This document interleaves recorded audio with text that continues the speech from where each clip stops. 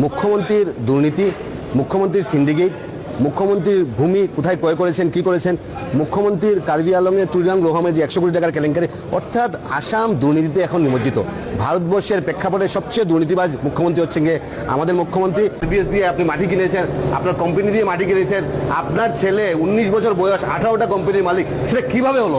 অর্থাৎ আজকের দিনে দুর্নীতির ক্ষেত্রে যদি কোনো মুখ্যমন্ত্রীকে যদি পুরস্কার যদি আমি মনে করি যে নোবেল পুরস্কার দিতে হয়, তাহলে আসামের মুখ্যমন্ত্রীকে দিতে হবে। এবং আমি মনে করি সেই দুর্নীতির কথা কামতাপুর যখন স্টেট হওয়ার কথা ছিল, তখন মুখ্যমন্ত্রী বললেন যে আসামকে আর আমরা ভাগ করতে দেবো না। বড়োল্যান্ডে যখন 50-50 কথা ওঠে, যখন মুখ্যমন্ত্রী বললেন যে না, আমরা আর আসামকে ভাগ করতে দেবো না, সেই সময় আমরা যখন দেখি মুখ্যমন্ত্রী বরাকবেলিতে এসে উনি প্যাট্রোনাইজিং করছেন যে না, তোমরা বরাকবেলি থেকে চলে যাও। আরে আমরা বাই চয়েস আমরা ইন্ডিয়ার সঙ্গে, বাই চয়েস আমরা আসামের সঙ্গে। আজকে আমাদের সঙ্গে যে প্রতারণা করা হচ্ছে, আমাদের ছেলেমেয়েদের সঙ্গে যে প্রতারণা করা হচ্ছে,